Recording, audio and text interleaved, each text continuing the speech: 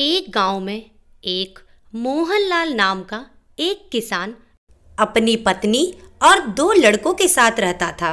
मोहनलाल खेतों में मेहनत करके अपने परिवार का पेट पालता था, लेकिन उसके दोनों लड़के आलसी थे, जो गांव में वैसे ही इधर उधर घूमते रहते थे। एक दिन मोहनलाल ने अपनी पत्नी से कहा कि अभी तो मैं खेत में काम कर रहा हूँ, लेकिन मेरे बाद इन लड़कों का क्या होगा? इन्होंने तो कभी मेहनत भी नहीं की, ये तो कभी खेत में भी नहीं गए। मोहनलाल की पत्नी ने कहा कि धीरे धीरे ये भी काम करने लगेंगे। समय बीतता गया और एक बार मोहनलाल बहुत बीमार पड़ गया। वह काफी दिनों तक बीमार ही रहा। उसने अपनी पत्नी को कहा कि वह दोनों लड़कों को बुलाकर लाए। उसकी पत्नी दोनों लड़कों को बुलाकर लाई। मोहनलाल ने कहा, लगता है कि अब मैं ज्यादा दिनों तक जिंदा नहीं रहूंगा। मोहनलाल को चिंता थी कि उसके जाने के बाद उसके बेटों का क्या होगा।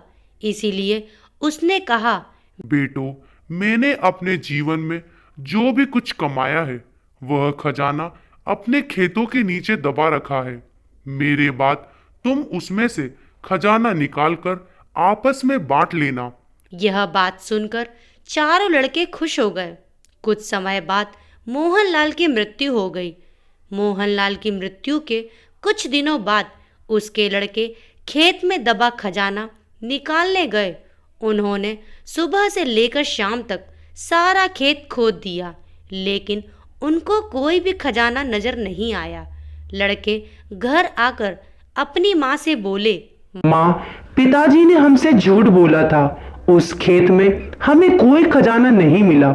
उसकी माँ ने बताया कि तुम्हारे पिताजी ने जीवन में यही घर और खेत ही कमाया है, लेकिन अब तुमने खेत खोद ही दिया है, तो उसमें बीज बो दो।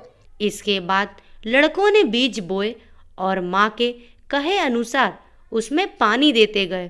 कुछ समय बाद फसल पककर तैयार हो गई, जिसको बेचकर लड़कों को अच्छा मुनाफा हुआ, जिसे लेकर वह अपनी माँ के पास पहुँचे। माँ ने कहा कि तुम्हारी मेहनत ही असली खजाना है। यही तुम्हारे पिताजी तुमको समझाना चाहते थे। इस कहानी से हमें यही सीख मिलती है कि हमें आलस्य को त्याग कर मेहनत करना चाहिए। मेहनत ही इंसान की असली दौलत होती है। तो दोस्तों, कहानी आपको कैसी लगी हमें कमेंट बॉक्स में लिखकर ज़रूर बताएं, और हमारी नई नई कहानियाँ सुनने के लिए हमारे चैनल को सब्सक्राइब करना ना भूलें। Thank you.